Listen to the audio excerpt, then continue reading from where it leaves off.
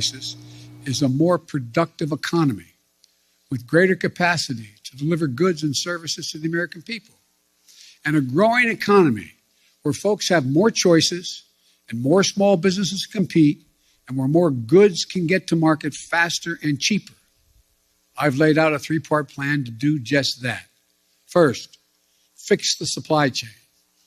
COVID-19 has had a global impact on the economy. When a factory shuts down in one part of the world, shipments to shops and homes and businesses all over the world are disrupted.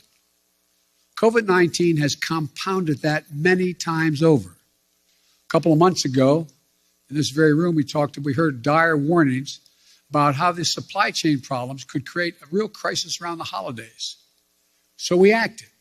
We brought together business and labor, and that much predicted crisis did not occur.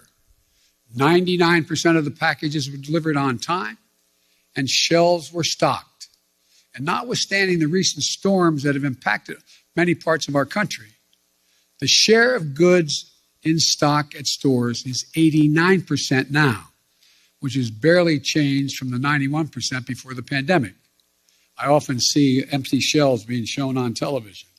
89% are full, which is only a few points below what it was before the pandemic. But our work's not done. My infrastructure law will supercharge your effort upgrading everything from roads and bridges to ports and airports, railways and transit, to make the economy move faster and reduce prices for families. Second thing, my Build Back Better plan will address the biggest cost of working families face every day. No other plan will do more to lower the cost for American families. It cuts the cost for childcare. Many families... mis amigos y amigas, bienvenidos aquí a lo que es el cierre del mercado. 19 de enero 2022, miércoles. Estamos escuchando en este momento hablar al presidente Biden. Okay, estamos poniendo atención qué es lo que nos está indicando. Esto también puede ayudar al mercado para mañana. Vamos aquí escuchando lo que le está hablando y después comenzamos con nuestra apertura apertura del cierre. Bueno, sigamos escuchando y después comenzamos con nuestro cierre del mercado. Vamos. A month will cost no more than $35 a month. It cuts the cost of elder care. It lowers energy cost. And it will do all this without raising a single penny in taxes on people making under $400,000 a year or raising the deficit. In fact, my plan cuts the deficit and it boosts the economy by getting more people into the workforce. That's why 17 Nobel Prize winners for economics say it will ease long-term inflationary pressure. The bottom line, if price increases are what you're worried about, the best answer is my Build Back Better plan. Third thing we're going to do, promote competition. Look, in too many industries, a handful of giant companies dominate the market in sectors like meat processing, railroad, shipping, and other areas.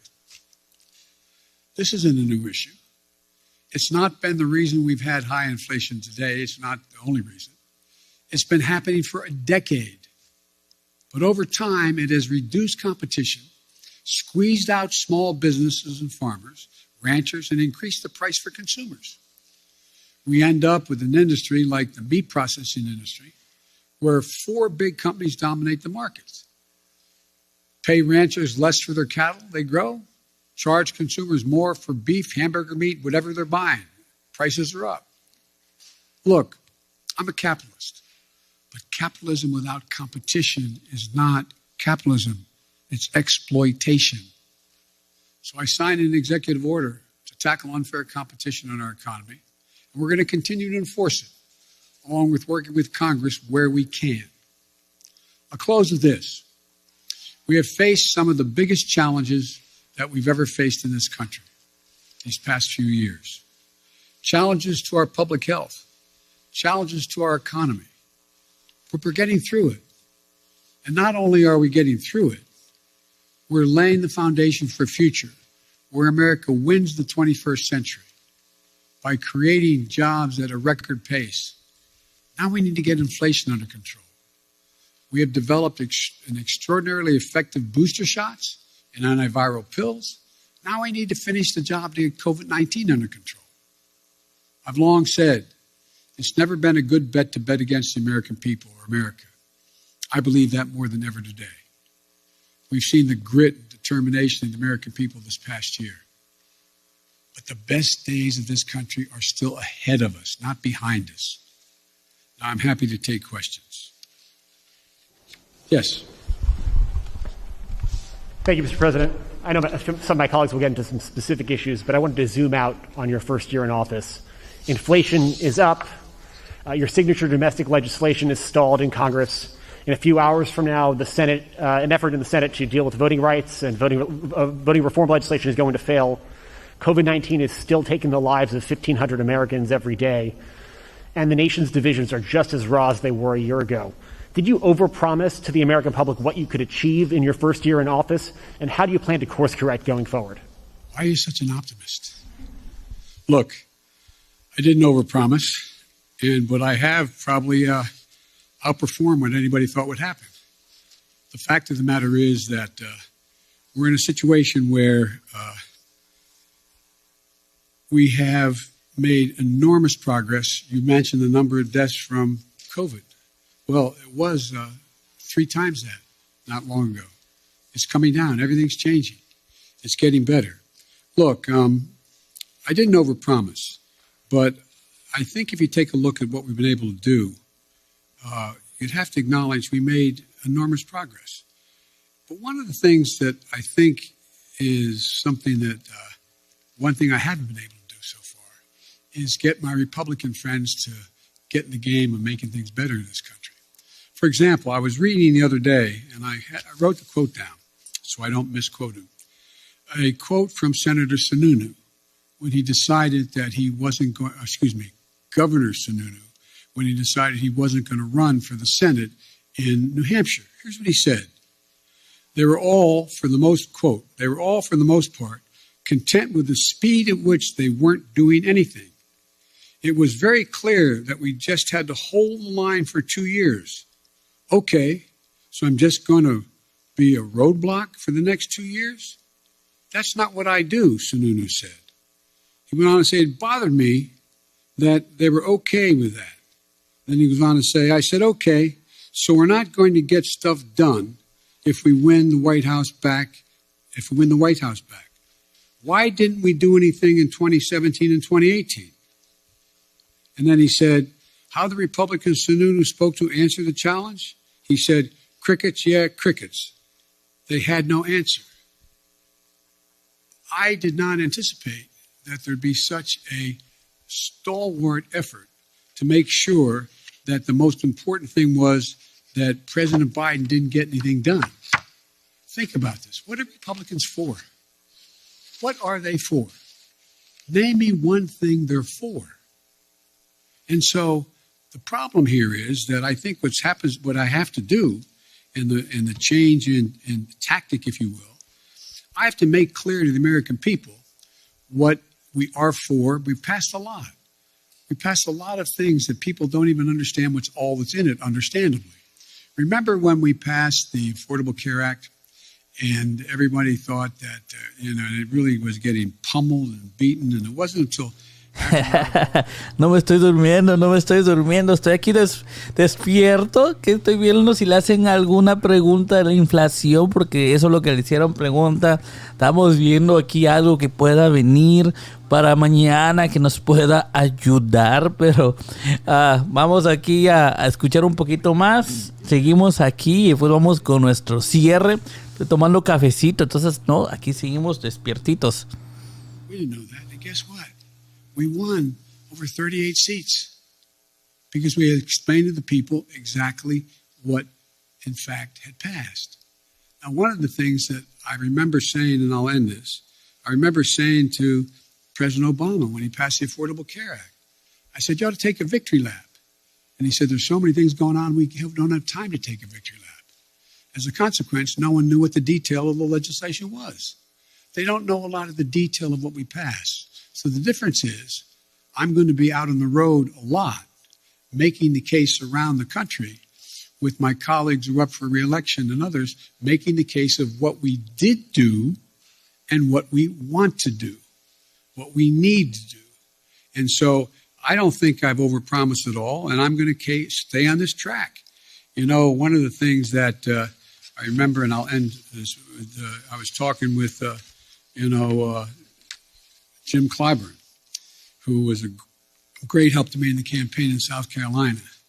And Jim said, and when he endorsed me, and there was a clip on television in the last couple of days of Jim, and it said that we want to make things accessible and affordable for all Americans. That's healthcare. That's education. That's prescription drugs. That's making sure you have access to all the things that everybody else has. We can afford to do that. We can't afford not to do it. So I tell my Republican friends, here I come. This is going to be about what are you for? What are you for? And I'll lay out what we're for. Mary Bruce, ABC. Thank you, Mr. President. You mentioned your Republican colleagues, but right now your top two legislative priorities, your social spending package and voting rights legislation, are stalled, blocked by your own party after months of negotiation. You are only guaranteed control of Washington for one more year before the midterms. Do you need to be more realistic and scale down these priorities in order to get something passed? No, I don't think so. When you say more realistic, I think it's extremely realistic to say to people, because let me back up. You all really know the politics in this country and your networks and others. You spend a lot of time, which I'm glad you do, polling this data, determining what the American people's attitudes are, et cetera. American people overwhelmingly agree with me on prescription drugs. They overwhelmingly agree with me on the cost of education. They overwhelmingly agree with me on early education. They overwhelmingly go on the list on child care. And so we just have to make the case of what we're for and what the other team's not for. Look, we knew all along that a lot of this was going to be an uphill fight. And one of the ways to do this is to make sure we make the contrast as clear as we can. Para todos los que están entrando, estamos aquí viendo al presidente Biden. Estamos viendo aquí si nos dice algo que pues pueda favorecer la bolsa de valores. Aunque por sí se ve que pues sí tuvimos un día bastante difícil, mis amigos y amigas. Vamos a estar mostrando mi posición porque ya en este momento pues yo ya estoy bajo $105,000. $100,000 por abajo estamos perdiendo, pero vamos a seguir aquí escuchando. Estoy viendo algo que nos pueda favorecer para mañana. Y vamos a comenzar con nuestro cierre del mercado. A todos les mando un fuerte abrazo. Aquí estamos aquí en vivo y en directo. Y vamos a seguir viendo si le hacen alguna pregunta que sea para la inflación. Chunks of the Build Back Better law signed into law. And I'm confident that we can take the case to the American people that the people they should be voting for who are going to oversee whether the elections in fact are legit or not should not be those who are being put up by the Republicans to determine that they're going to be able to change the outcome of the election. So whether or not we can actually get election. And by the way, I haven't given up. We haven't finished the vote yet on what's going on voting rights and the John Lewis bill and others. But so. Look, this is, I've been engaged a long time in public policy, and I don't know many things that have been done in one fell swoop. And so I think the most important thing to do is try to inform, not educate, inform the public of what's at stake in stark terms. And let them make judgments and let them know who's for them and who's against them, who's there and who's not there, and make that the case. And that's what I'm going to be spending my time doing in this off-year election. Very quickly, you mentioned Republicans and reaching out to them. Some Republicans who may be open to major changes on voting rights, for instance, like Mitt Romney, he says he never even received a phone call from this White House. Why not? I like Mitt Romney's a straight guy. He's one of the things that we're doing, I was trying to make sure we got everybody on the same page in my party on this score. And I didn't call many Republicans at all. the fact is that I do think that Mitt is a serious guy. I think we can get things done. I think I predict to you they'll get something done on the electoral reform side of this. But rather than judge what's going to get done and not get done, all I can say is I'm going to continue to make the case why it's so important to not turn the electoral process over to political persons who are set up deliberately to change the outcome of elections. Allison Harris, please.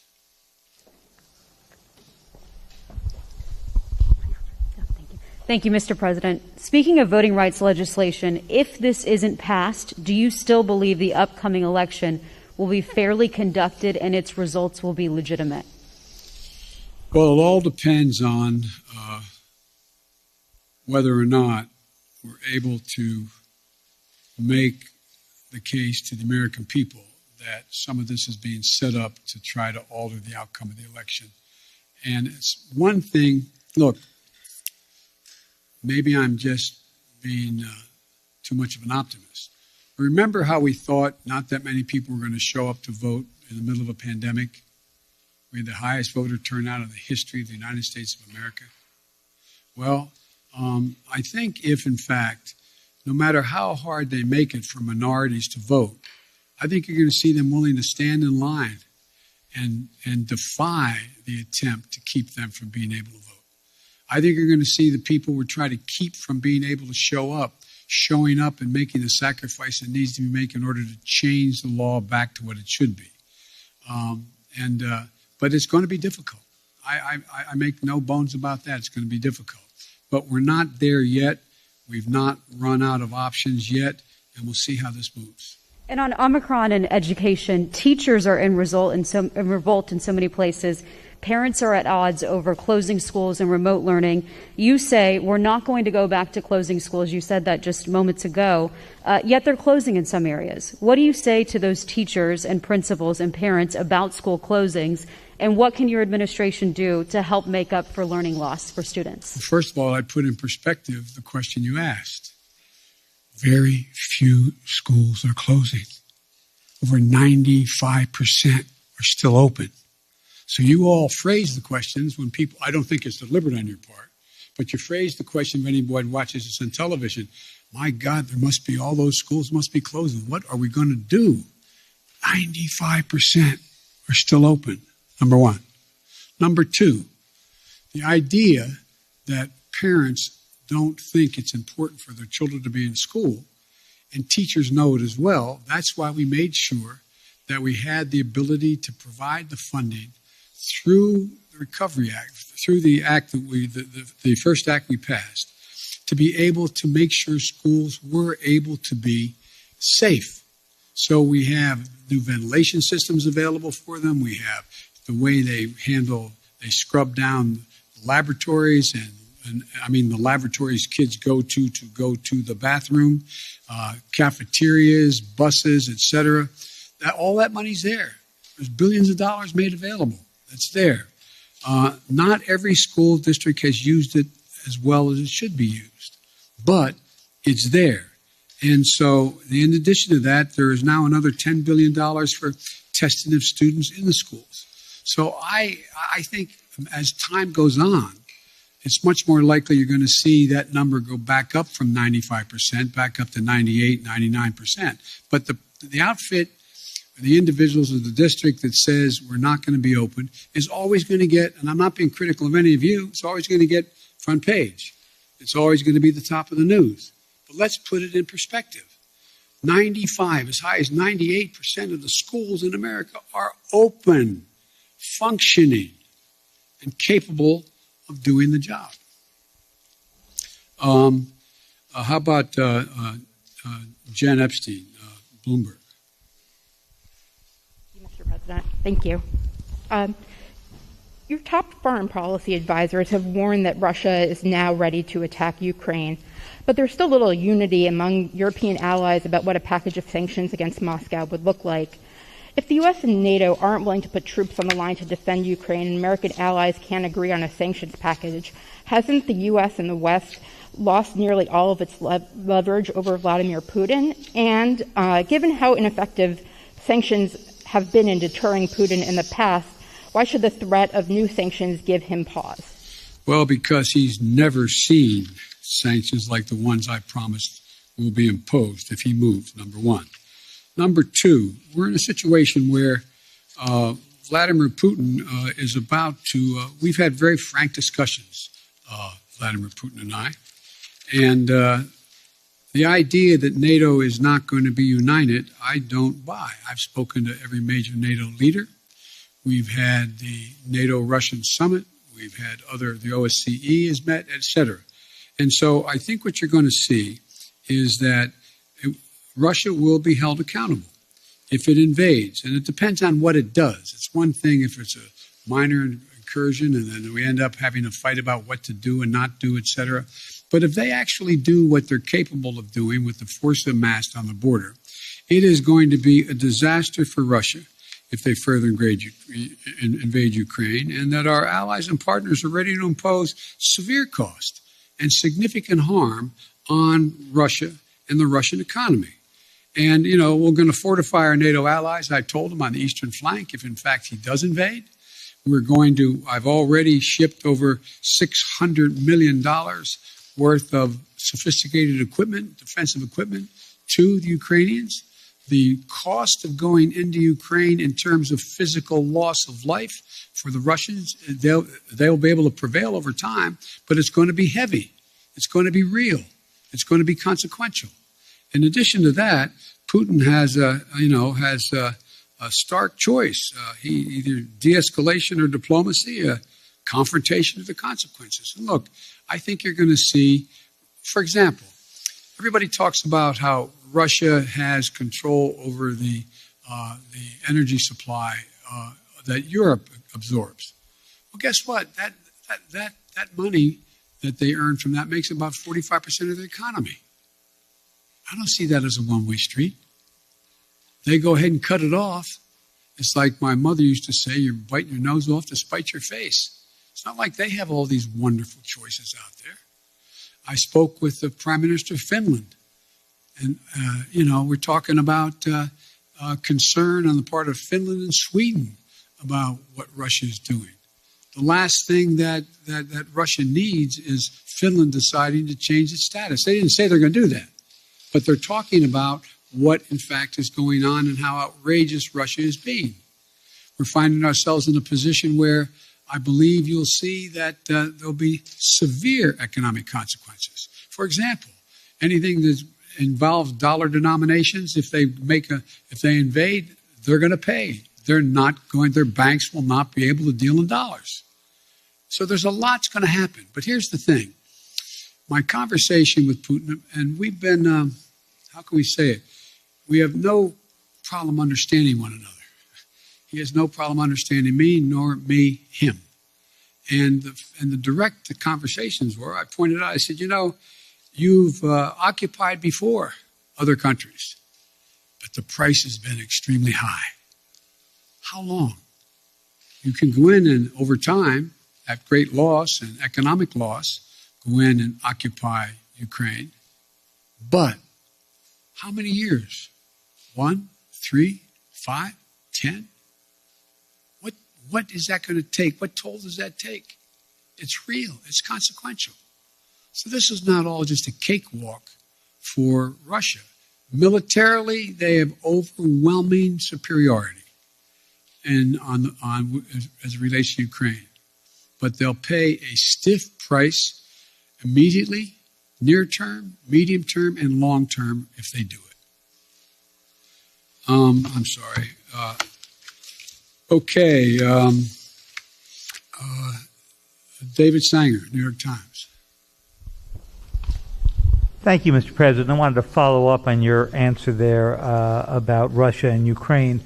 When you were in Geneva in June, you said to us... Bueno, amigos y amigas, aquí seguimos escuchando lo que es la conferencia en la Casa Blanca, Joe Biden. Ya vamos a comenzar con lo que es nuestro cierre de mercado. Estoy tratando de ver si le hacen alguna pregunta acerca de la inflación, acerca algo de subir intereses, que es lo que piensa, algo que nos puede ayudar en la bolsa de valores. Es muy necesario siempre estar pues a pendiente de estas noticias. Esto puede influir a lo que pueda pasar. Entonces estamos aquí pues viendo qué es lo que le preguntan, qué contestan, y comenzamos con nuestro cierre del mercado. Hoy fue un día bastante rojo, todos los índices completamente rojos, siguen cayendo. Hoy tenemos pérdidas grandes y vamos a ver nuestras acciones y posiciones después de lo que es la conferencia. Gracias, denle me gusta al video, por favor, ayudas increíblemente al canal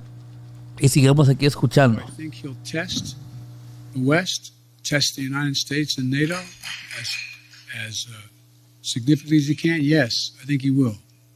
But I think he'll pay a serious and dear price for it that he doesn't think now will cost him what it's going to cost him. And I think he'll regret having done it. Now, whether or not, I think that, how can I say this in a public forum? I think that he is dealing with what I believe he thinks is the most tragic thing that's happened to Mother Russia, in that the Berlin Wall came down, the empire has been lost, the near abroad is gone, etc. The Soviet Union has been split.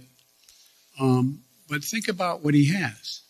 He has 8 time zones, a burning tundra that will not freeze again naturally, a situation where he has a lot of oil and gas, but he is trying to find his place in the world between China and the West. And so I'm not so sure that he has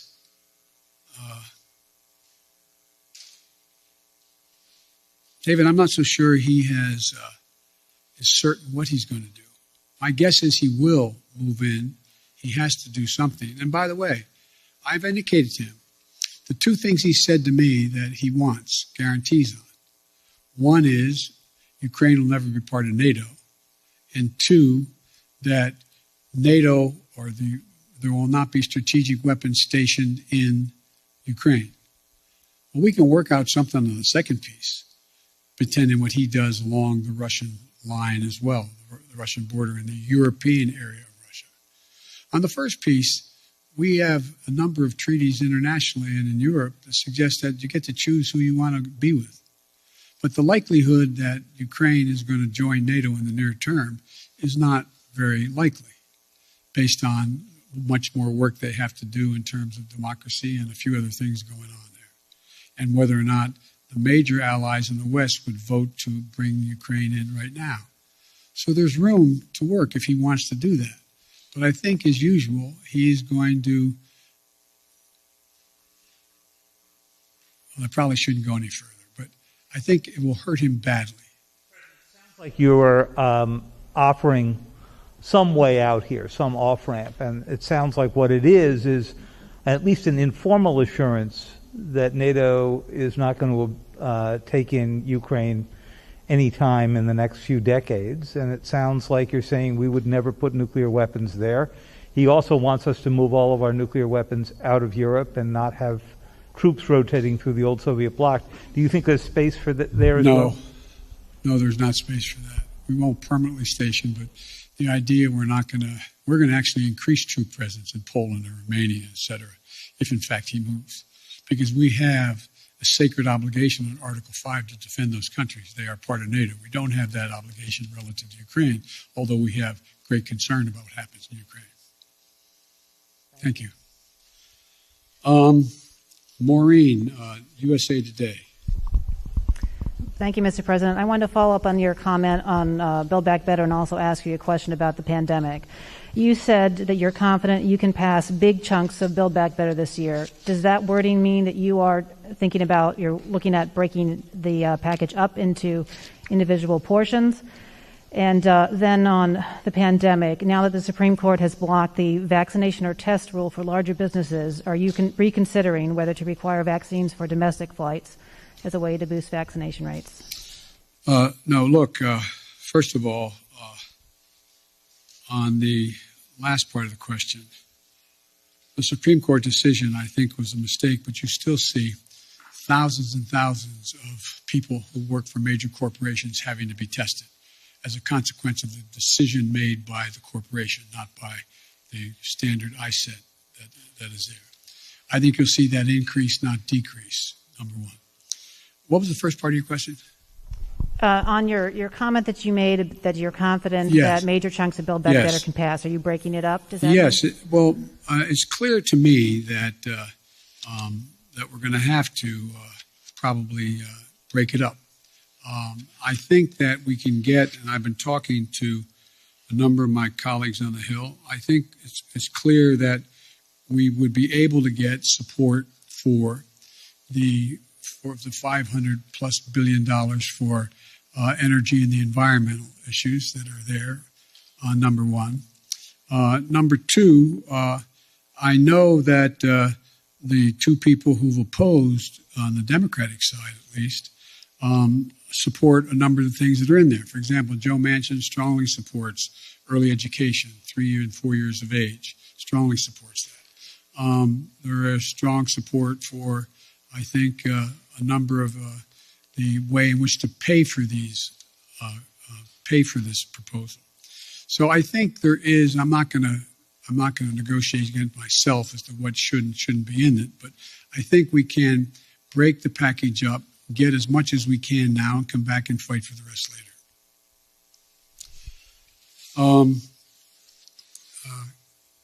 Ken, Wall Street Journal, Ken Thomas. Thank you, Mr. President. I wanted to ask you about the economy. As you said earlier, Americans are feeling the squeeze of inflation. Oil prices have been at about a 7-year high recently. How long should Americans expect to face higher prices when they're at the grocery store, when they're at the gas pump? Is this something that they're going to see into the summer, into next fall? And separately, you talk about the importance of the Fed, but isn't that an acknowledgement that you're limited in what you can do? If you're relying on the Fed to make decisions and you're unable to get a Build Back Better proposal through, aren't you simply limited in what you can do to deal with inflation? Well, look, as you know, Ken, the inflation has everything to do with the supply chain. Buena pregunta. And I think what you're seeing is that we've been able to make progress on speeding up the access to materials. For example, 1/3 of the increase in cost of living is the cost of automobiles. The reason automobiles have skyrocketed in price is because of the lack of computer chips. So we have the capacity, and we're going to do everything in our power to do it, to become self-reliant on the computer chips that we need in order to be able to produce more automobiles.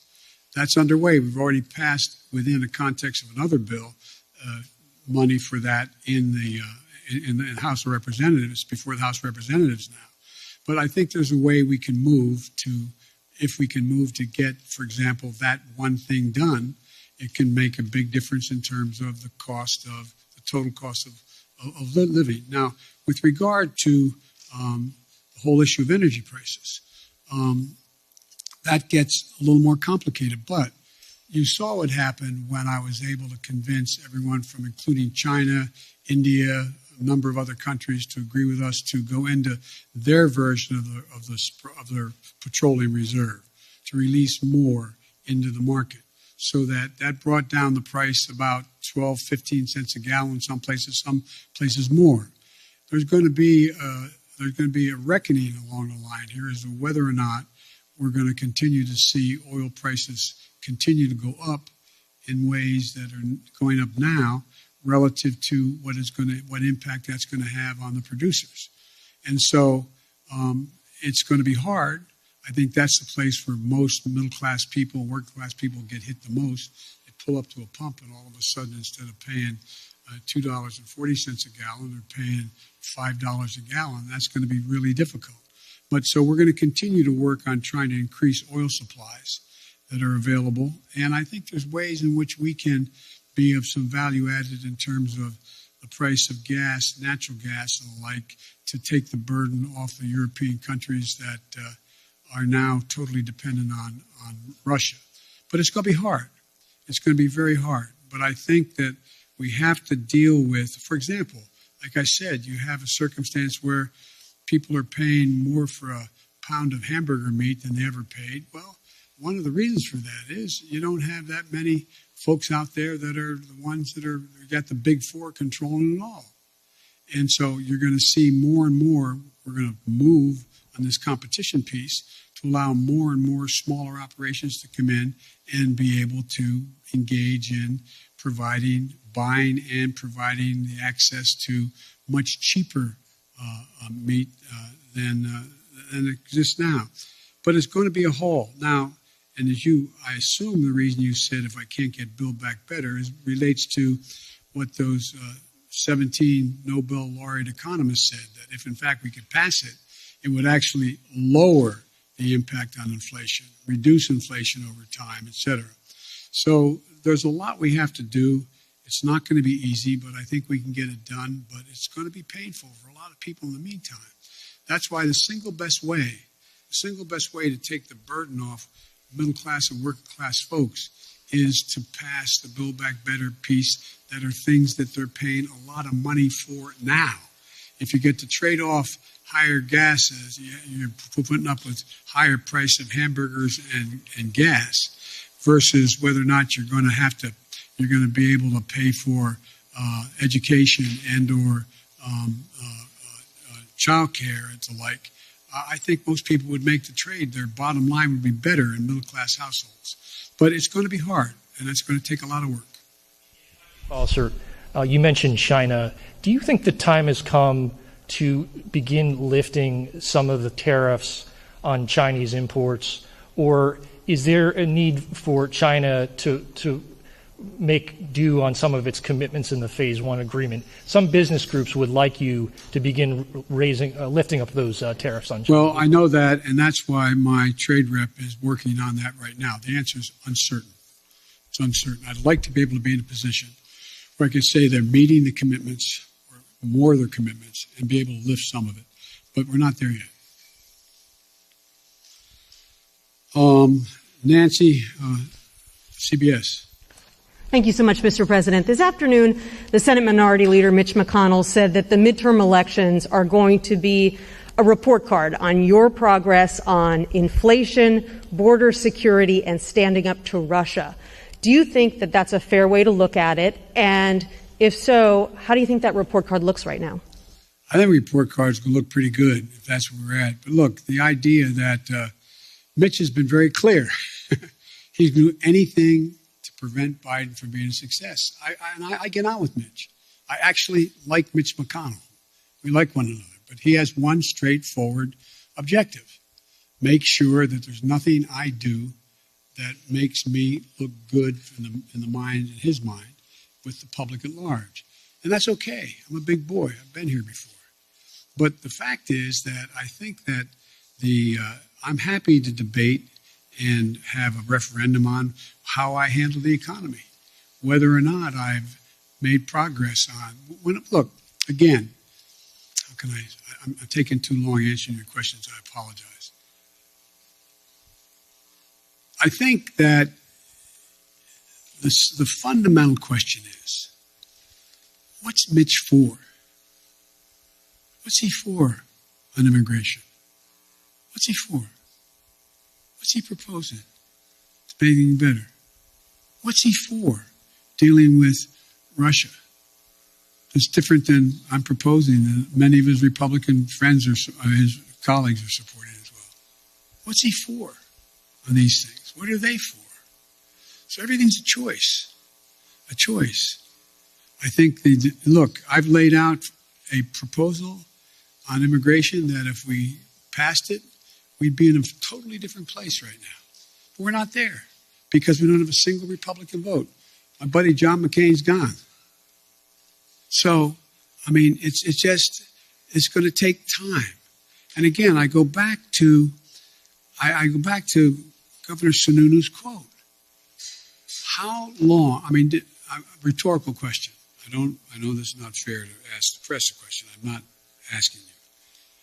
But think about, did you ever think that one man out of office could intimidate an entire party where they're unwilling to take any vote contrary to what he thinks should be taken for fear of being defeated in a primary?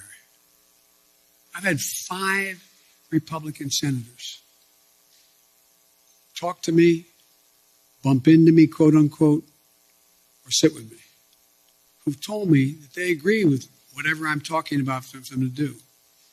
But Joe, if I do it, I'm going to defeat it in a primary. We got to break that. It's got to change.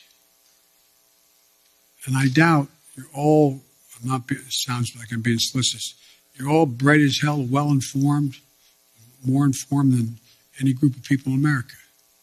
But did any of you think that you get to a point where not a single Republican would diverge on a major issue? Not one. Anyway. Can you tell us who those 5 Republican senators are? Sure. No, are you kidding me? I maintain confidentiality. On voting but I'm rights, sure you've spoken to some. on voting rights, sir, yes. At your first press conference 10 months ago, I asked you if there was anything you could do beyond legislation to protect voting rights. And at that time you said, yes, but I'm not going to lay out a strategy before you and the world now. Now that legislation appears to be hopelessly stalled, can you now lay out your strategy to protect voting rights?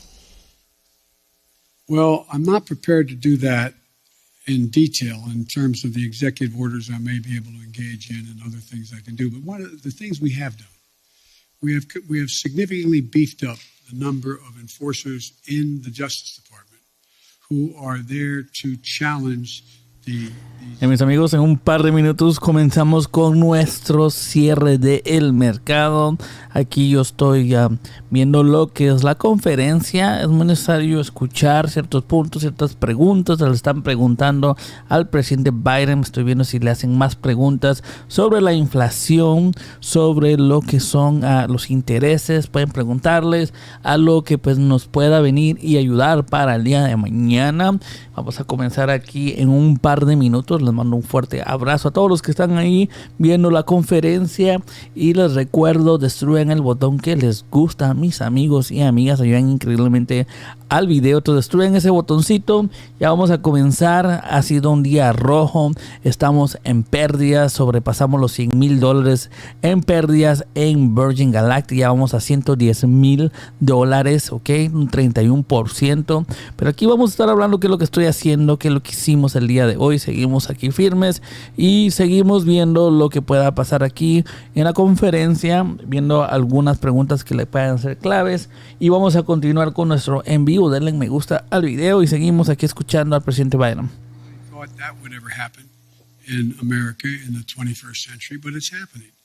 And so I guess what I'm saying is, Nancy, is that I think that there are a number of things we can do, but I also think we will be able to get significant pieces of the legislation, if we don't get it all now, to build to get it so that we get a big chunk of the John Lewis legislation as well as the fair elections process.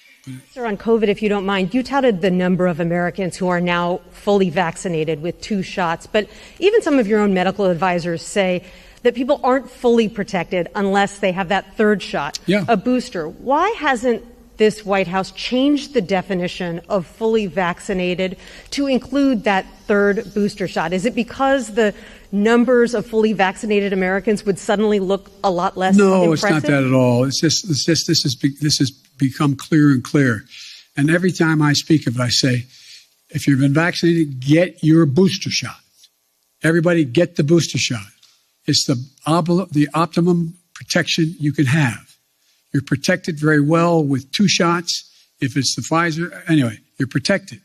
But you are better protected with the booster shot. The definition right now. I'm following what the answer is yes, get the booster shot. It's all part of the same thing. You're better protected. Okay, Alex Alper, Reuters. Thank you, Mr. President. I wanted to follow up briefly on a question asked by Bloomberg. You said that Russia would be held accountable if it invades, and it depends on what it does. It's one thing if it's a minor incursion, and we end up having to fight about what to do and what not to do. Are you saying that a minor incursion by Russia into Ukrainian territory would not lead to the sanctions that you have threatened, or are you effectively giving Putin permission to make a small incursion into the country? Good question. That's how it did sound like, didn't it? The most important thing to do, big nations can't bluff, number one. Number two, the idea that we would do anything to split NATO, which would be have a profound impact on one of Putin's objectives is to weaken NATO, would be a big mistake. So the question is, if it's something significantly short of a significant invasion, or not even significant, just major military forces coming across. For example, it's one thing to determine that if they continue to use cyber efforts, well, we can respond the same way with cyber. They have FSB people in Ukraine now trying to undermine the solidarity within Ukraine about Russia and to try to promote Russian interest. But it's very important that we keep everyone in NATO on the same page. And that's what I'm spending a lot of time doing. And there are differences. There are differences in NATO as to what countries are willing to do depending on what happens, the degree to which they're able to go. And I want to be clear with you. The serious imposition of sanctions relative to dollar transactions and other things are things that are going to have a negative impact on the United States, as well as a negative impact on the economies of Europe as well, a devastating impact on Russia. And so I got to make sure everybody's on the same page as we move along. I think we will if there's something where there's Russian forces crossing the border, killing Ukrainian fighters, etc. I think that changes everything. But it depends on what he does, as to actually what extent we're going to be able to get total unity on the NATO front. If I may ask a quick one on Iran, I just wanted to get your sense of whether the Vienna talks are making any progress, if you still think it's possible to reach a deal for both sides to resume compliance with the Iran nuclear deal, or if it's time to give up on that. Thank you. I'll do it in reverse. It's not time to give up. There is some progress being made. The P5+1 is on the same page, but it remains to be seen. Okay, Kristen, NBC. Very quickly on Russia, I do have a number of domestic policy issues, but on Russia very quickly, it seemed like you said that you have assessed, you feel as though he will move in. Has this administration, have you determined whether President Putin plans to invade or move into Ukraine, as you said? Look, the only thing I'm confident of is that decision is totally, solely, completely a Putin decision. Nobody else is going to make that decision. No one else is going to impact that decision. He's making that decision. And I suspect it matters which side of the bed he gets up on in the morning as to exactly what he's going to do. And I think it is not irrational, if he wanted to talk about dealing with strategic doctrine and dealing with force structures in Europe and in the European parts of Russia. But I don't know whether he's decided he wants to do that or not. So far, in the 3 meetings we've had, OSCE, and anyway, have not produced anything, because the impression I get from my Secretary of State, my National Security Advisor, and my other senior officials that are doing these meetings, is that there's a question of whether the people they're talking to know what he is going to do. So the answer is, but based on a number of criteria as to what he could do. For example, for him to move in and occupy the whole country, particularly from the north, from Belarus, he's going to have to wait a little bit till the ground's frozen so he can cross. To move in a direction where he wants to talk about what's going. We're continuing to provide for defense capacities to the Ukrainians. We're talking about what's going on in both the Baltic and the Black Sea, etc.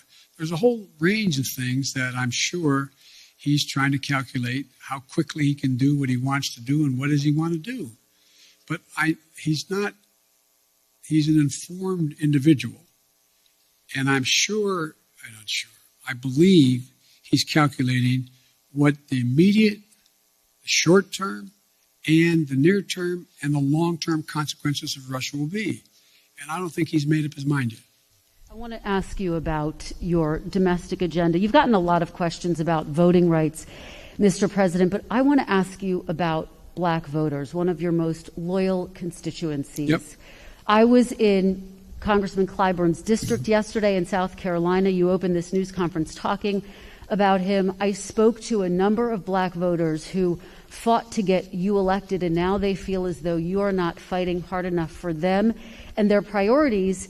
And they told me they see this push on voting rights more as a last-minute PR push than it is a legitimate effort to get legislation passed. So what do you say to these black voters who say that you do not have their backs, as you promised on the campaign trail?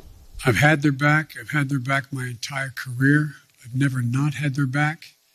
And I started on the voting rights issues long, long ago. That's what got me involved in politics in the first place. And I think part of the problem is, look, there's significant disagreement in every community on whether or not the timing of assertions made by people has been in the most timely way. So I'm sure that there are those who are saying that why didn't Biden push John Lewis bill as hard as he pushed it the last month? Why didn't he push it 6 months ago as hard as he did now? The fact is that there's a timing that is not of one's own choice. It's somewhat dictated by events that are happening in country and around the world as to what the focus is. But part of the problem is, as well, I have not been out in the community nearly enough. I've been here an awful lot.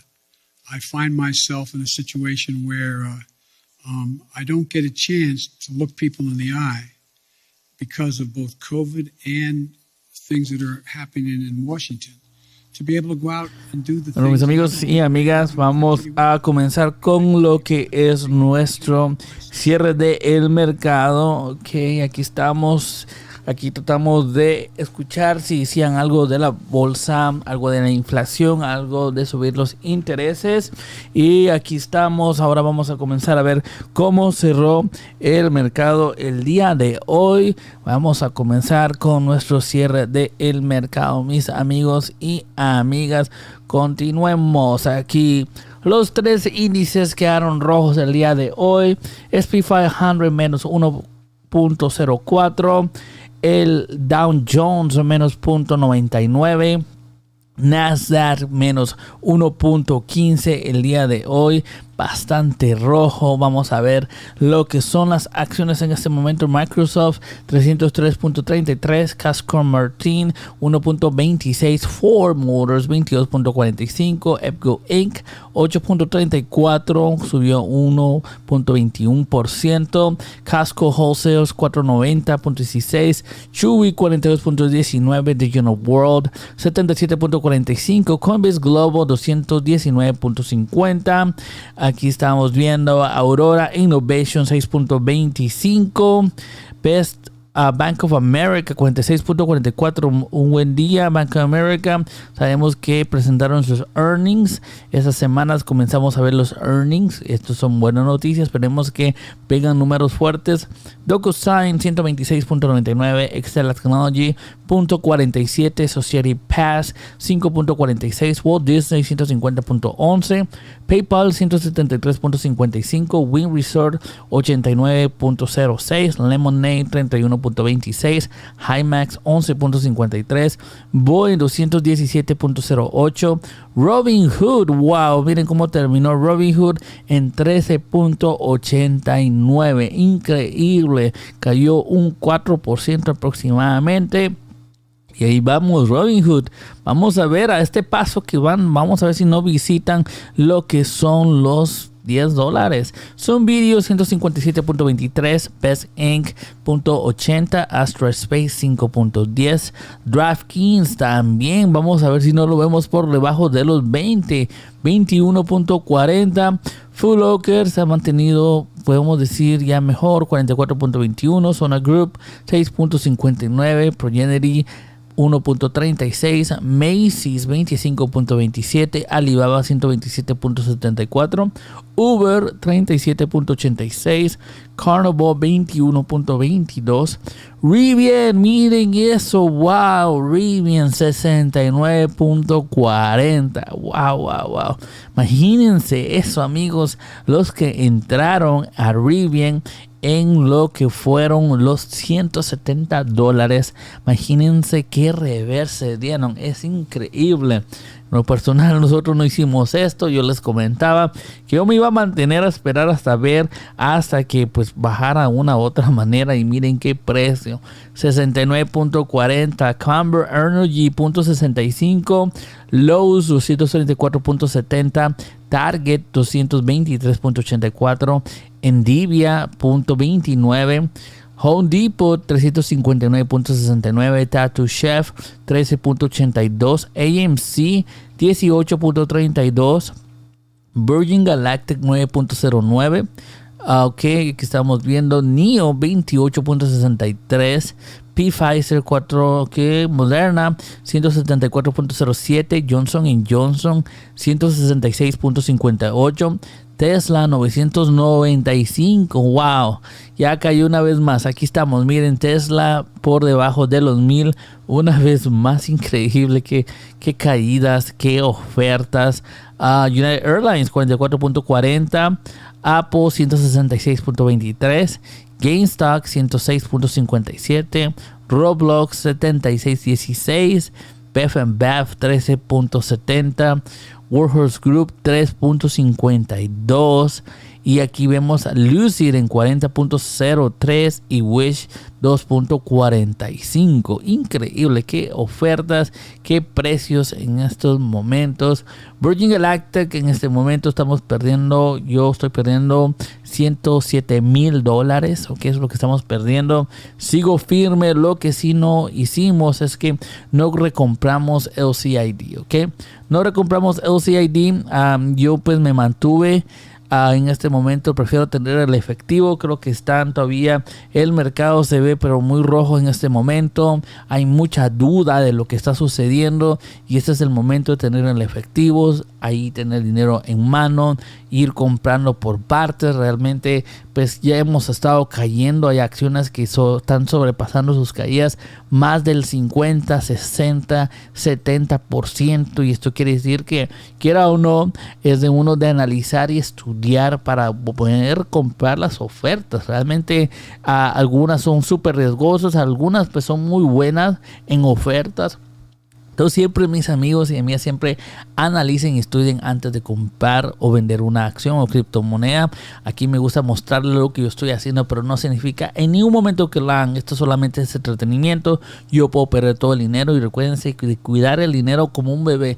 Yo no solo lo digo por decir, sino que esto es algo que uno lo tiene que hacer. Siempre analicen y estudien, y pues así mismo, porque recuérdense que yo tengo mis propias tácticas de lo que estoy haciendo. Entonces siempre analicen y estudien. Quiero quiero o no, aquí nos damos cuenta, pues aquí yo vine y hice un sell call que ahorita en este momento estamos muy positivos en el sell call, casi $900.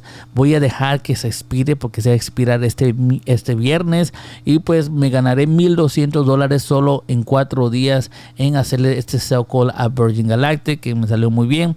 La próxima semana le pienso hacer algo similar. Aquí me gusta mostrarles, pero como siempre analicen, estudien antes de hacer cualquier movimiento, mis amigos y amigas. Pero esta es una forma de venir y generar dinero a estas mismas acciones, haciéndole el cover calls, y este mismo dinero que me dan de premium yo lo inyecto a la acción. Ahorita en este momento estamos, podemos decir, bastante cerca de lo que es la acción. Estamos en 13.20. Vamos a tratar de venir y romper los $12, que esto sería muy bueno. Si no rompemos los 13 a los 12, esto sería muy bueno por el tipo de cantidad de acciones que tengo, que ya estoy extendiendo lo que son 26,000 acciones de Virgin Galactic.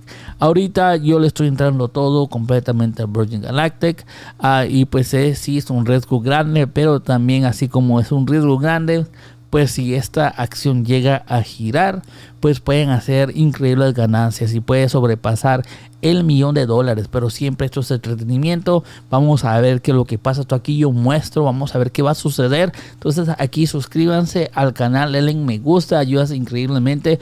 Vamos por los 64,000 suscriptores. Entonces ayúdenme a darle me gusta, a compartir el video y destruyan ese botón que les gusta. Así este video, pues ahorita que estamos en vivo, lleguemos a lo que son 150 me gustas. Por favor, mis amigos, ayúdenme ahí. Pero en realidad que sí, en este momento yo sigo firme. Ahorita sí decidí no utilizar el dinero, ok. Y pues quiero o no, pues Lucid Motors hicimos un buen movimiento en vender. Ahora, como siempre, yo di la alerta de lo que estaba haciendo. Ya muy pronto vienen nuestros cursos, y en nuestros cursos pues estaré dando yo alertas y también en vivo solo para los miembros de los cursos. Entonces esténse ahí pendientes. Recuérdense que en los comentarios pongo 2 links, uno de 2 de mis 5 estrategias, como logré mis metas, y también recibirán notificaciones de lo que viene, los cursos, todo lo que está viniendo. Entonces vénganse y aquí den este link, y el otro nuestro Discord, que igual aquí estamos. Aquí somos una familia positiva, ahí estamos todos. Entonces vénganse y únanse, mis amigos y amigas. Ahí estamos siempre, ahí únanse y vamos a ver cómo están las criptomonedas en este momento.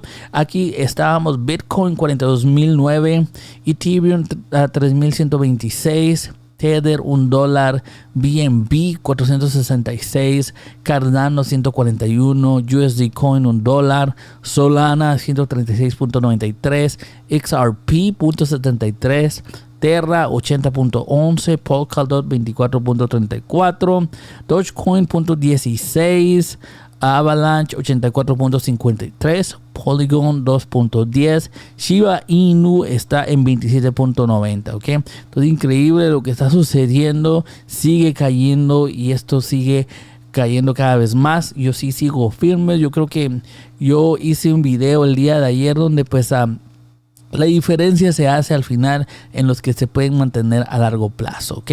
Yo en lo final, yo me sigo fuerte, ¿ok? Siento que va a llegar un punto donde estemos tocando, podemos decir, el fondo, ¿ok? Tiene que haber un fondo y esto es lo que estamos tratando de buscar. Ahora recuérdense que a veces uno, pues a veces deja ir algo cuando ya estaba casi al fondo y después todo gira y uno dice, ¿por qué? ¿Por qué ya estaba tan cerca? Y esto pasa, que mis amigos, por eso siempre analicen y estudien, nunca inviertan más de lo que puedan perder en la bolsa de valores. Quiera o no, yo este dinero sé que lo dejé a un largo plazo, a un largo tiempo. Entonces, quiera o no, si gira, pues vamos a estar muy bien. Pero siempre analicen y estudien. Vamos a comenzar a saludar a todos los que se han conectado el día de hoy, como lo hacemos siempre. Solo vamos a resetear la cámara y vamos a venir a saludarlos, a contestar sus preguntas. Entonces únanse, denle me gusta mientras tanto y vamos a continuar en un segundo.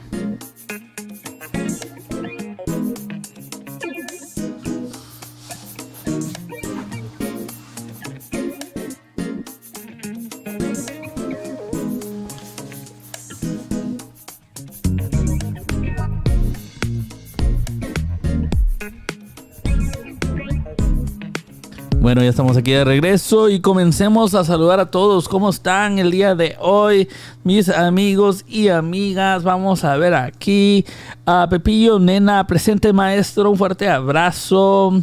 Miremos aquí, estamos Emanuel Morel. Hola Marvin, wow, hay mucha tensión. No sé hasta cuánto más pueda aguantar en Virgin Galactic. ¿Qué sugieres? Bueno, yo siempre, como siempre, mis amigos analizan y estudian, pero yo Virgin Galactic voy a un largo plazo. Nos estamos posicionando, estamos perdiendo $106,000. Aquí lo muestro, me gusta mostrarlo. Estoy perdiendo un 30% de mi inversión, pero sigo firme. Ahora, no es la primera vez que estaba en esta situación. Entonces, yo ya quiera o no, pues tengo que, dicen, la costumbre.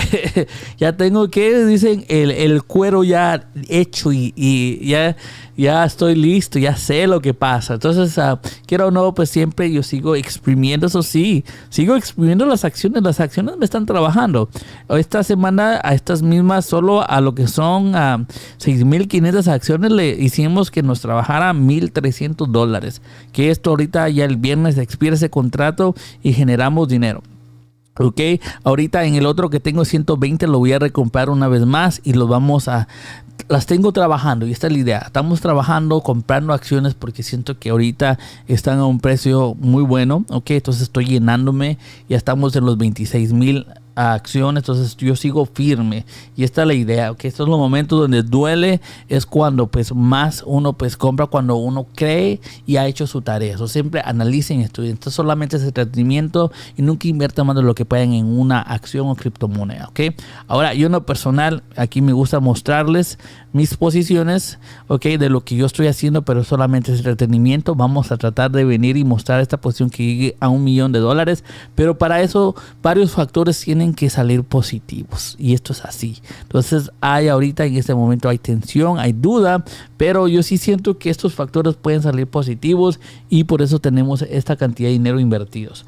Merlin Gómez, good afternoon buddy. So how do you see the nearest future of Dogecoin? Pues ¿cómo veo el futuro de Dogecoin? Muy buena pregunta. Yo creo que Dogecoin, a la par de Shiba, a la par de Bitcoin y a la par de Litecoin, creo que van a ser un éxito. Recordémonos algo, ¿ok? Y esto es muy necesario, por eso siempre vean las noticias. A mí me encanta ver las noticias, las conferencias, todo, porque ahí es donde nos enteramos. Es así como que del chisme, dice aquel. Pero sabemos que en marzo va ya a incorporar AMC las criptomonedas. Esto fue algo que ya lo compartió el CEO de AMC, Adam Aaron, en cual es muy posible que en marzo las vamos a ver ya en los cines. Yo creo que este va a ser un catalítico muy fuerte para lo que son las criptomonedas e incluso para AMC, porque van a tener las criptomonedas y esta es una franquicia, mis amigos. Y esta ya no es un establecimiento, no solo son 3 cines, 4 cines, no. AMC tiene aproximadamente 970 cines, si no estoy incorrecto. Y estos cines pues van a venir y uno va a poder comprar sus tickets en línea usando criptomonedas, que siento que es muy bueno, ¿ok? Y recordémonos esto, que cuando esto pasa, ¿qué es lo que sucede? Si funciona, ¿qué van a venir y pedir? Van a pedir que también lo incorporen en lo que son en las compras de las palomitas de maíz o poporopos o como le llamen, pero sí en las sodas, en todo lo que son comestibles, en los cines, y esto es muy posible que veamos eso. Y esto va a girar las criptomonedas. Creo que van a entender que ya entraron en las franquicias y si son exitosas en la primera franquicia que va a ser AMC, no lo veo que no lo incorporen ya McDonald's, Starbucks, estas grandes franquicias. Y yo no sé, amigos, pero esto puede ser muy bueno. Mis billón de Shibas están ahí tranquilas, las dejo ahí olvidadas. No sé, un día siento que voy a venir y abrir mi billetera virtual y me voy a sorprender. Marilis 12, League of Legends. Amigo, ¿cuánto sacas un video motivacional de AMC? Tenemos el ánimo abajo. Ahí voy a hacer un videito, ¿ok? Aunque ahorita he estado tratando, tal vez no enfocado de AMC, pero he tratado de sacar videos enfocados de experiencias que me ha pasado antes, en cual puedo mostrar pues posiciones, ¿verdad? Y hemos tratado de sacar este tipo de videos para que puedan ver lo que pues me ha pasado, cómo he hecho miles de dólares con posiciones. Entonces aquí como el que saqué el día de ayer, perdiendo $100,000. Pues aquí pues muestro pues mi posición de Cinemark. En Cinemark en una, pues vamos a decir, un periodo estuvo negativo. Había duda, que en ese tiempo había dudas si iban a abrir los cines. ¿Y qué hicimos nosotros? Pues creímos que se los iban a abrir y creímos que sí iba a venir una vacuna. Y pues miren, 1 año después, 2 años después, tenemos box records en Spider-Man. Entonces a veces la duda cuando está negativo, yo en Cinemark estuve casi perdiendo $40,000 también, o 25 o 30,000, no me recuerdo muy bien, pero sí estaba perdiendo dinero. Salió la vacuna y ¿qué creen que pasó? Esta acción pasó de la noche a la mañana, literalmente. De la noche a la mañana, de yo estar negativo $20,000, de la noche a la mañana pasé a estar positivo $20,000. ¿Okay? Y esto me pasó con Cinemark, lo tengo grabado, vean ahí la librería, tengo un montón de videos donde pues a mí me gusta mostrar las posiciones y pueden ver que sí pasó de verdad. Y eso es lo bonito de este canal, ¿verdad? Que aquí pueden ver el trayecto de cómo vamos creciendo estas posiciones, porque no es de la noche a la mañana, pero sí pasa cuando uno se mantiene firme en lo que uno cree. Ahora, aquí pasó con Cinemark, ¿ok? Y yo creo que puede pasar lo mismo con Virgin Galactic, y aquí lo vamos a mostrar si llegara a pasar. Ahora, esto puede ser lo opuesto, entonces también yo acepto en la forma en que si pierdo el dinero, pues lo pierdo. Por eso siempre analicen y estudien. Por eso hay que no invertir más de lo que uno pueda en la bolsa de valores. Quiera o no, pues estas son ganancias de ganancias, y pues sí o no lo pongo como una pérdida en mis taxes. Entonces siempre analicen y estudien, ¿verdad? Es muy necesario antes de hacer cualquier movimiento. Aquí estamos, Belén González. Hola Marvin, saludos, danos ánimos. Aquí les doy los ánimos, mis amigos y amigas. Recuérdense que las tormentas no duran para siempre. Sí. Y de repente se acaban y vienen lo que es el arcoíris. Y esto pasa, ha pasado, y esto va a seguir pasando. Antonio Estrada, recuérdense que en los peores momentos los que hacen dinero son los que no le tienen miedo. Okay, y esto es así. No sé, pero a mí me fue muy bien cuando cayó el mercado en el 2020. Gané mucho dinero y ahí está la prueba en lo que fue a Cinemark. Que es algo que no se espera, pero en realidad que yo pues le gané mucho dinero. Y le ganamos 2020, 2021. Muchos tenían miedo en LCID, y pues miren los precios, ahora $39.55, cuando esta acción hace que un par de meses estaba a $16. Y esto pasa, mis amigos y amigas, esto pasa. Digamos, ahorita podemos estar ahí como que sufriendo, ¿ok? Pero aquí unos 3-4 meses no sabemos dónde vamos a estar con Virgin Galactic. Y puedo estar yo haciendo un video diciendo, miren, compramos 26,000 acciones y ahorita vale $30, estamos casi a 1 millón. Esto puede pasar, entonces siempre firmes. Saber, Jesús Cardona, te estás durmiendo, Marvin. No, estaba yo despierto viendo. Es que también es necesario ver qué es lo que le preguntan al presidente. Puede ser buenas preguntas para que veamos qué es lo que pueda pasar también. El mercado lo puede tomar positivo o también lo puede tomar negativo. Saber aquí, Antonio Estrada, actitud positiva para todos, va a mejorar, eso es todo. Eli Cardano, ya está, corrección está mandando al suelo. Esperemos cambio su tendencia alcista. Saludos, Marvin, un fuerte abrazo. Jesús Parra, hola amigo Marvin, un fuerte abrazo. Mario Morales, saludos Marvin. Merlin Gómez, hey Marvin, Doge Mars, Elon en Binance, puede ser, no estoy seguro si la tienen todavía, pero imagino que no, esperemos que sí. Realmente yo sigo comprando, tengo que comprar, se me ha ido en comprar, pero quiero seguir comprando, quiero completar mis 2 billones como había dicho, entonces ahí voy poquito a poquito. ¿Qué pasó con Shiba Inu? Yo creo que Shiba Inu está como que calladita, pero también no hay que sobreestimarla, esto es lo que yo pienso. Yo creo que tenemos que, miren, y quiera o no, lo que sí tenemos que ver, lo que sí tenemos que ver de Shiba Inu, esto tuviéramos que ver qué es lo que está pasando. Pero lo que sí tenemos que ver en Shiba, después vamos a investigar qué es esto, por qué se lo pusieron. Pero lo que sí tenemos que ver es que Shiba Inu tiende a podemos decir a calmarse, a venir y bajarse, mantenerse y de repente explota. Yo no miraría ni sentiría pues diferente que se mantenga, aunque con una nueva posición. En pocas formas, ahorita si se mantiene este precio y se mantiene sólida, pues ganamos un 300% porque nosotros aquí compramos y este incremento de aquí a donde estamos ahorita son casi un 350% de ganancia. Y esto, mis amigos, es bastante dinero. Esto es bastante dinero, un 300% de ganancias para 4 meses. Yo por sí estoy súper bien con Shiba Inu en este momento. Claro, pues sí, llegó un punto pues casi al 1000%, pero podemos decir que pues no es un gran porcentaje de ganancia por sí.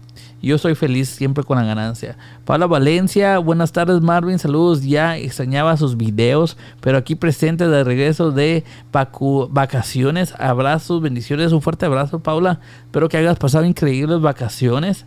A Yander Álvarez, ¿qué fue lo que pasó con Shiba Inu? Así estaba comentando, vamos a hacer un video, vamos a ver qué pasó aquí, por qué le pusieron esta nota, pero vamos a ver. Sufriendo de nuevo, Meli Alonso, a Víctor Grinch, go, bye, oro, ok. Will Caballero, hola Marvin, compré 2,000 acciones en Robinhood a 19.50, estoy bien por debajo del precio. Tengo $5,000, debería bajarle más el precio o invertirlo en otra acción. Nos pregunta Will Caballero, como siempre, mis amigos y mías, siempre analice esto. Realmente a mí me gusta mostrar lo que estoy haciendo, pero ya sugerir algo, pues aquí no lo hacemos porque siempre hay que analizar cualquier movimiento, ¿ok? Porque puede pasar todo lo contrario. Yo en lo personal, pues analizaría varios factores en Robinhood, qué es lo que puedan venir con un nuevo proyecto, eso es lo que me gusta ver, qué es lo que puedan venir y hacer cambios, porque Robinhood sí requiere hacer cambios. Si ellos quieren venir y subir su acción, pues requiere que haga cambios. Entonces analiza todos esos puntos y después toma tu mejor decisión a lo que creas que la empresa pues pueda venir para mejorarse, porque esto es así. Yo creo que Robinhood está cayendo porque no ha hecho cambios, ok, y personas pues sí se han molestado a lo que han hecho y pues quiera o no siguen haciendo malas decisiones. No agregar Shiba Inu ha sido una mala decisión. Entonces yo creo que también por estos podemos decir que le ha afectado. Entonces siempre analiza todos esos factores. Yo no personal es lo que me gusta a mí analizar para poder tomar una buena decisión si la acción lo vale o no, ok, y esto es así. Uy, miren, ahorita cayó más lo que es Virgin Galactic, 8.92, miren eso, la, ok, vamos a ver. Y no solo, vamos a ver, Virgin Galactic cayó más, vamos a ver aquí, muy increíble, sigue cayendo, miren eso. Vamos a ver aquí, seguimos a saber, Victoria Garbincini, Silver Gold, Eli Rivera, voy perdiendo $700 en Open Door. Yander Álvarez, eso es poco bro, yo voy perdiendo 6,000. Yander Álvarez, pero aguanto. Yander Álvarez, no vendas en pérdidas. A saber, Camilo, yo voy perdiendo 11,000. Todos los que están aquí compartiendo sus pérdidas. Dani García, estamos aquí todos en pérdidas, pero luego reiremos. Eso es todo, hay que darle fuerzas. Alberto Orber, hola Marvin, saludos. Cindy, yo ya no aguanto más, mi porfolio 40 menos. Saludos Cindy, a echarle gana. Roberto Carlos, saludos Marvin, ¿cómo estamos? Javier Plasencia, mi portfolio estoy perdiendo arriba de 45,000, por cierto, todavía falta un mes y medio de ver rojo. Y recordémonos esto es lo que dice Javier Plasencia, igual lo cree el Fed, ok, Jerome Powell, y esto es algo que les comentaba. Él indica que la inflación puede haber que no gire hasta mediados de lo que es el año. Entonces, mucho ojo. Yo pienso que no le vamos a ver pues una caída a la inflación hasta mediados del año. Y ahí ya puede comenzar un punto de ascender para abajo, ¿verdad? Pero mientras tanto, no. Y ahorita estamos viendo que Virgin Galactic cayó más a un 8.93. Algo, tal vez algo pasó en el en vivo o algo, una pregunta, no sé. Por eso me gusta escuchar todo, pero no sé, algo haber pasado por ahí, que algo se dijo que no mucho le gustó al mercado. A alguien que esté viendo lo que es el en vivo del presidente, coménteme si algo dejo o algo pasó, yo no sé. Pero sí, miren, 8.93 siguió cayendo. Vamos a ver a Javier Palencia, ahora sí extrañamos, ok. A Donald Trump, eso sí, nadie pierde hasta que lo perdió. A saber, Ironel Méndez, saludos Marvin presente. Vamos a ver aquí, Héctor R. Marvin, saludos. Victoria Garbini, el dinero rota en un sector a otro. Vamos a ver aquí, seguimos. Ya estoy algo retrasito. Vamos a adelantar un poquito más todos los que están comentando. Héctor R. Marvin, tengo curiosidad de volar total de tu porfolio. De saber, valor. Marvin dice, tengo curiosidad del valor total de tu portfolio. Bueno, ya muy próximo en los cursos va a estar mostrando posiciones más, pero ya tenemos alguito. Herencia de hola Marvin, a Miquel R, hola, saludos. Saúl López, saludos siempre al pendiente de tus en vivos. Gracias, un fuerte abrazo. Miquel Abra, ¿cómo usas los sell calls? Tengo un video sobre los sell calls, ahí puedes poner Marley Martínez sell calls y ahí explico un poquito del tema, aunque muy pronto ya vienen los cursos, ok, mis amigos y amigas. Ok, vamos a ver aquí, Michael ABR, yo estoy comprando calls de Virgin Galactic para julio de este año. Ok, Alejandro Hernández, saludos maestro, aquí aprovechando los especiales del miércoles rojo. En serio, qué especiales, wow, es increíble. Miren, otra vez volvió, ahí está Virgin Galactic. Virgin Galactic creo que se está como que no sabe ni qué lado se quiere ir, en realidad que pero qué ofertas, en realidad que hoy sí, miren, qué ofertas, pero miren, yo les voy a decir algo, no es por nada, pero yo les estuve comentando, aquí yo tengo efectivo, voy a vender posiciones, sacar ganancias y no era por ser negativo, sencillamente, pues no se miraba muy claro lo que podía pasar. Y pues al final pues podemos decir que pues no estuvo tan mal el movimiento, porque pues sí teníamos dinero para invertir en estos tiempos y no nos venimos para abajo con el mercado, sino que sacamos ganancias. Yo creo que por eso ahorita donde nos estamos posicionando muy bien. Vamos a ver aquí. Ahora Roberto Carlos, sí hicieron un curso bien detallado de cómo usar las options de acciones, sería perfecto, gracias. Estoy trabajando en eso, ok, muy pronto, y aparte en lo que es el curso, voy a hacer lo que es en vivo para los miembros del curso y también alertas. Voy a estar creando un portfolio de cero, entonces voy a comenzar de cero y un portfolio y vamos a estar ahí creciéndolo. Entonces voy a estar dando alertas de los movimientos y todo. Ya esténse ahí, ya viene muy pronto. Ana Torres, hola Marvin, yo creo que su talento de hacer las movidas a sus acciones le permiten a su estómago aguantar lo rojísimo que están dichas acciones. Gracias a Torres. Yo creo que pues miren, es algo que ¿cómo lo puedo explicar? Yo creo que es algo que uno aprende, ¿ok? Es la psicología en las acciones, es algo que uno aprende. Pero también hay que hacer un buen análisis. Yo creo que un buen análisis le permite también a uno, pues, entender un poquito lo que pueda pasar, ¿ok? Y era como, miren, no es por nada, ¿ok? LCAD, ¿ok? Seamos así. LCAD, vamos a poner un ejemplo. Yo vine y hice mi tarea, yo hice mi investigación de todo lo que pueda venir, y por eso es que cuando son dueños de una acción, recuérdense que son dueños de una acción, tienen que pues mantener lo que es informado de lo que está pasando. Porque recuérdense que una empresa puede ser buena en un momento, pero después pues pueda, tomar malas decisiones, ir cayendo o lo que sea, y puede ser buena en un momento, pero después puede venir y ser mala y uno perder su inversión. Okay, esto puede pasar. Entonces tenemos que siempre mantenerlos actualizados a lo que esté pasando con la empresa. Ahora, habiendo dicho eso, Lucid Motors, ¿qué hicimos? Hicimos nuestra investigación, qué es lo que venía. Ok, y aquí hice un video, miren, hace 8 días. Fechas importantes para Lucid Motors. Comienzo a ver qué es lo que va a pasar y aquí comienzo a ver detalles, ok. Van a tener su lockup period y esto pues le puede causar dudas. La acción cuando yo hice este video estaba entre 46 y 47 dólares. Yo di la alerta de lo que iba a hacer, ¿ok? ¿Qué es lo que iba a hacer yo? Iba a vender. Yo vendí Lucid Motors en 47 dólares. 46 dólares, ¿ok? Y ahorita miren, está Lucid Motors en 39.50. Yo hice mi tarea, ¿ok? Hice mi análisis, mi estudio. Ahora sí, vine yo y me porté paciente. Aunque sí cayó el mercado más de lo que pensaba, compramos mucho lo que es Virgin, porque siento que Virgin puede explotar. Ahora, ¿qué es lo que está pasando? Es que sí hay que hacer el análisis y el estudio para poder estar uno en lo que es encima de los movimientos. Siempre muy necesario. Justin, Andrea, hola.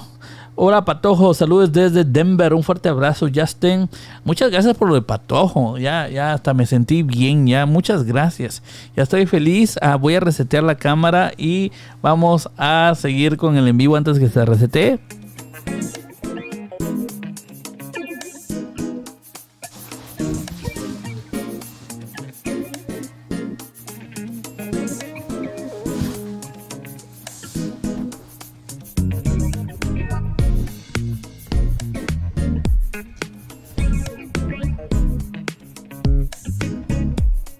Bueno, estamos de regreso. Vamos aquí. Pues muchas gracias por lo de Patojo. Ya me sentí bien. Muchas gracias. En serio que vamos a ver aquí. Justin Andrade. Muchas gracias. Ya está. Me voy a recordar siempre tu nombre. Ana Torres. Buen cayó para aguantar esas pérdidas no realizables. Y eso es cierto. De que miren, estas son pérdidas no realizables. Y eso lo tenemos que ver, ¿ok? Lo tenemos que ver que se realiza cuando presionamos ese botón de sell. Ahí sí, miren, ahí sí no hay vuelta atrás. Vamos a ver, Giovanni Guerrero, Shiba está quemando muchísimas y sigue subiendo su nivel de capitalización en Shiba. Llegó a 1 centavo, cuestiona del tiempo que llegarás, ok. Fuerte abrazo, Giovanni Guerrero. Mañana para cerrar veo a Virgin encima de los 10. Wish 3.30, SOS 3.10. Miren, aquí está Food TV 1375. ¿Qué, Giovanni? ¿Eres amigo de Walter Mercado? Vamos a ver qué pasa. Miren, si le salen los números, Giovanni, vamos a ver que nos dé las predictions. Fuerte abrazo, Giovanni. Gracias por compartir. Vamos a ver, mañana vamos a ver si ojalá. Bueno, aunque por mí, por cierta parte, no mucho me conviene que Virgin suba de los 10 dólares porque como le tengo los sell calls, pues se vendería. Pero solo una parte pequeña. A ver aquí. Vamos a Justin Andrade, Patojo, saludos desde Denver. Ok, muchas gracias. Alberto, darle like al video. Sí, amigos, denle like al video. Ayúdenme, ayuda increíblemente. Lleguemos a 150 likes, por favor. Yo sé que podemos. Vamos aquí a también llegar a $1 millón en una posición. Lleguemos a 150 likes. O sea, gracias amigos, aquí estamos creciendo. Adriana Prado, hola Marvin, aquí presente entre los perdedores, pero nos recuperemos. Un fuerte abrazo, es todo. Marvin Palencia, hola Marvin, ¿cómo hiciste toda tu fortuna? ¿Cómo hiciste toda mi fortuna? Pues trabajando duro y dándole fuerte, dice aquel. Y estamos comenzando, aquí vamos fuertes. Hay que echarle ganas, es poco a poco, paciencia. Buenos movimientos, buenos análisis. Aquí ahí pueden ver mis movimientos. Victorino Garbini, Virgin Galactic está secuestrada por los shorts. Sí, esto pues tenemos que verlo, pero en un punto u otro pues no sé, puede irse a la luna. Recuérdense que es una empresa de lo que son viajes a la luna. Otto Hernández, saludos, un fuerte abrazo. Justin Andrade, hola Patojo, saludos desde Denver. Tengo 1000 acciones en Lemoner y estoy abajo 400. Noel García, salúdame Marvin, hoy empecé en los contratos y a ver cómo me va, deséame suerte. Un fuerte abrazo Noel García, ¿cómo estás? Espero que la pases increíblemente, échale ganas, ok, siempre recuérdate, lento pero seguro, así es. Lentecito pero seguro, a eso siempre, echarle ganas. Noel García, un fuerte abrazo. Yender Álvarez, Shiba, la nota porque es, tengo que ver, ahorita me voy a meter a ver bien, a analizar bien, ahorita que termine, y si es algo importante vamos a hacer un videito ahí Antonio Estrada, Marvin, no puedo usted analizar muy bien, gracias. Sí, estoy algo retrasadito en esos, pero vamos a ponernos al día, amigos y amigas. Espero que la pasen increíblemente. Esto fue un cierre del mercado más. Gracias por estar ahí, siempre sintonizados a este canal. Sigan ahí, denle me gusta, por favor. No se vayan sin darle me gusta al video. Recuérdense que no hay nada imposible, que todo lo pueden hacer si ustedes quieren. Y pues nos vemos mañana en Apertura. Esperemos que nos vaya mejor de que fue el día de hoy, porque incluso con el mercado cerrado sigue cayendo Virgin. Bueno, les mando un fuerte abrazo, se me cuidan y pues nos vemos hasta la próxima. Se cuidan.